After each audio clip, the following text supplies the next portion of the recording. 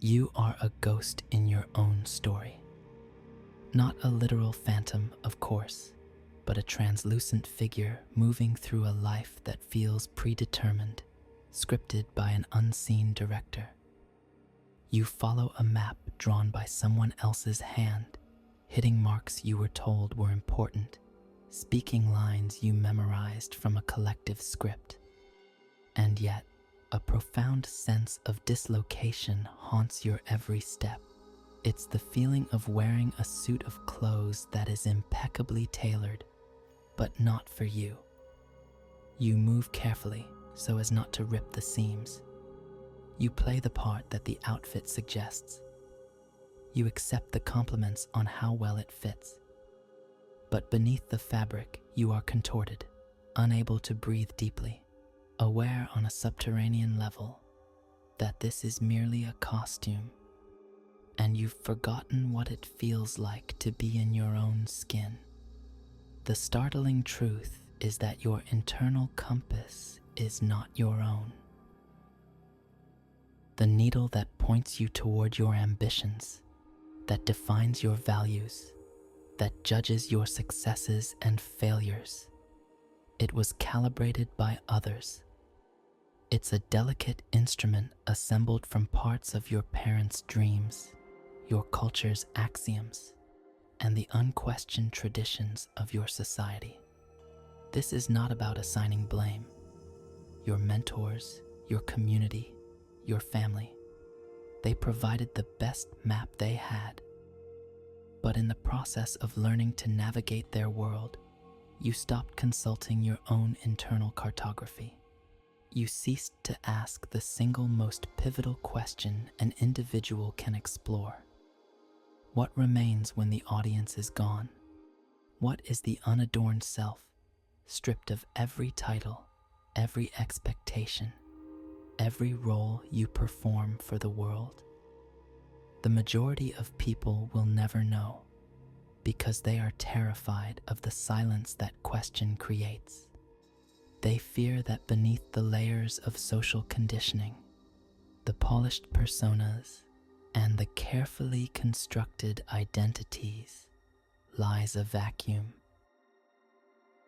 Or more frighteningly, a self that is incompatible with the life they have so meticulously built. But this is the great deception. That very fear, that instinct to recoil from deep self-inquiry, is not a shield protecting you. It is the very architecture of your prison. With each day that you postpone this internal meeting, you are carried further out to sea by a current you did not choose. You become a master of navigating foreign waters, an expert in a language that is not your native tongue, a connoisseur of comforts that bring you no real peace. Consider the last time you experienced a moment of high-definition clarity.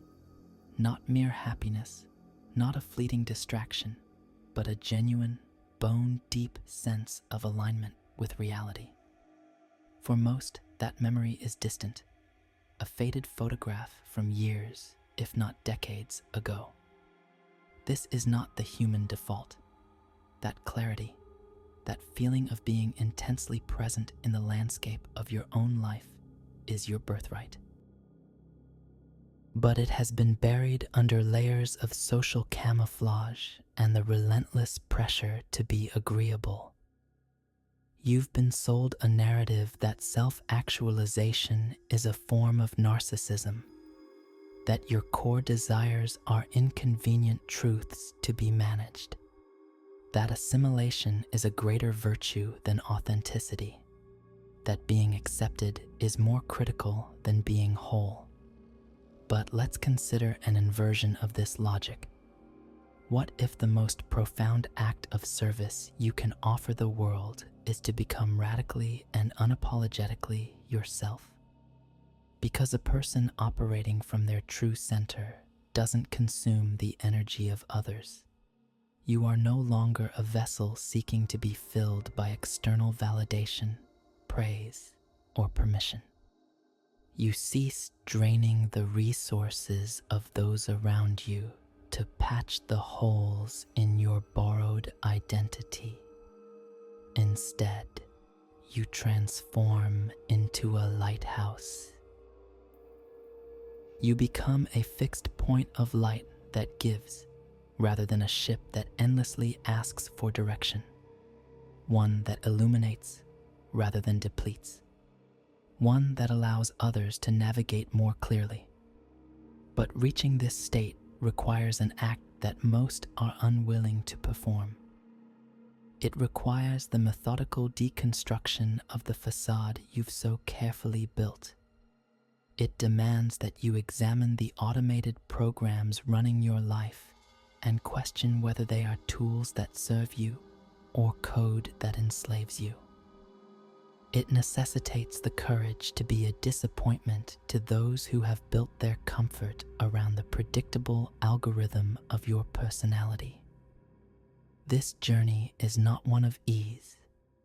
As you begin to excavate your true self from beneath the rubble of expectation, you will unearth artifacts that may shock you. You will find reservoirs of anger you've learned to call patience. You will discover ambitions you buried so deep you forgot they ever breathed. You will come to see that some of your most cherished relationships are founded on a version of you that is now obsolete. This is the point of no return. Once you perceive the chasm between the person you have been performing and the person you are, you cannot erase that knowledge. You cannot willingly return to the anesthetic slumber of your former life. You can no longer accept that a life on autopilot is a life at all. The blueprint for your true existence isn't concealed in esoteric texts or expensive workshops. It is not guarded by gurus or hidden in ancient traditions. It is here, now, waiting for you to stop running. It resonates in the silence between your thoughts when the world finally goes quiet. It is encoded in the activities that make you feel expansive, connected, and utterly yourself. But to access it, you must become a cartographer of your own psyche. You must chart the territories of inherited anxieties, conditioned beliefs, and secondhand dreams to discover your own true north. You must learn to differentiate the magnetic pull of your soul from the gravitational force of social expectation that has kept you in a predictable orbit. Most people avoid this work, fearing what they might uncover. They are afraid of discovering they've climbed the wrong ladder, invested in the wrong stocks of identity, become a stranger to themselves. But they fail to recognize that this anxiety is the shadow cast by excitement. It is the hum of a dormant power source within, signaling that something truer, more vibrant, and more aligned is waiting to be activated. The relevant question is not whether you have an authentic self to uncover. You do. The question is whether you possess the fortitude to introduce yourself to that person.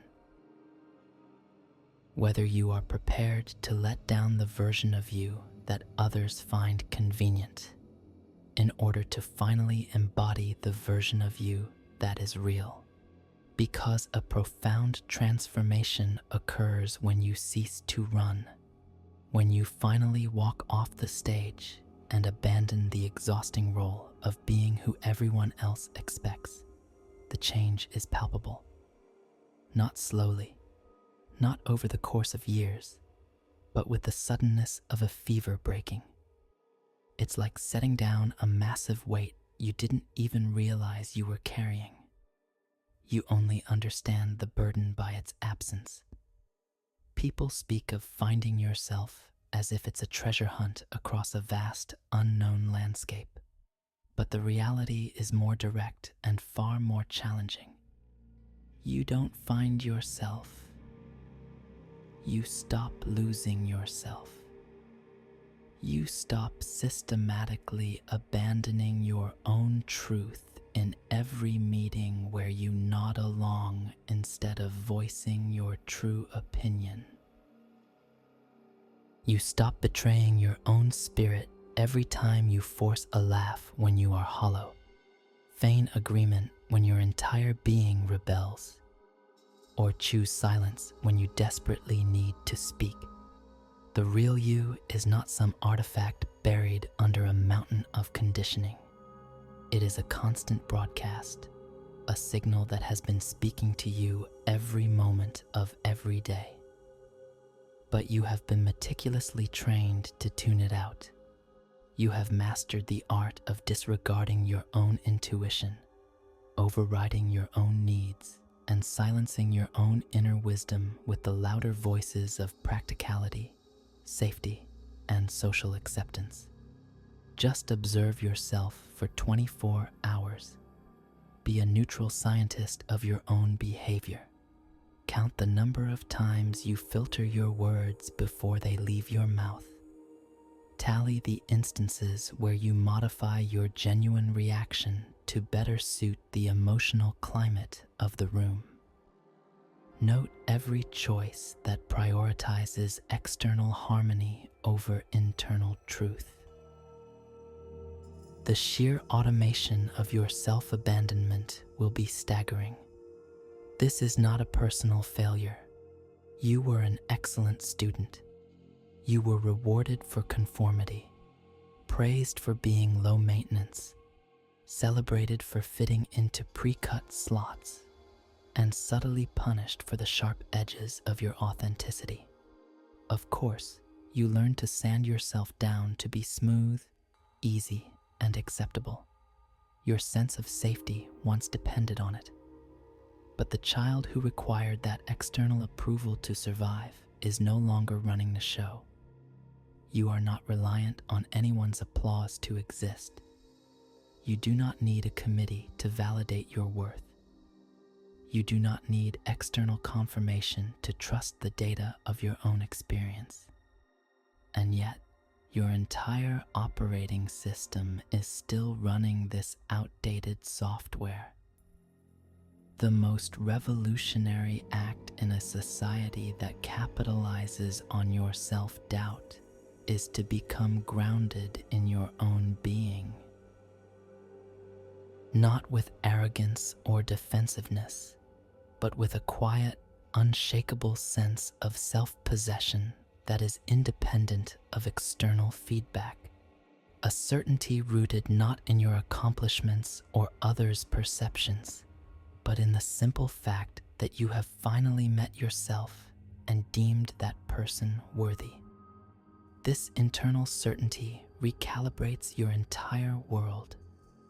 You no longer waste energy trying to persuade people to see a reality they are not equipped to perceive. You cease delivering explanations to those who are only interested in their preconceived narrative of you. You stop auditioning for a role in the lives of people who would never cast you as the lead. You abandon the performance of worth for a crowd that is impossible to please. Instead, you begin to decline invitations without needing a multi-point excuse. You begin to invest your time in pursuits that ignite your curiosity, not ones that build your social status. You begin to speak your truth, even if it makes others uncomfortable. You begin to occupy your own space, even if it disrupts the seating arrangement of the room.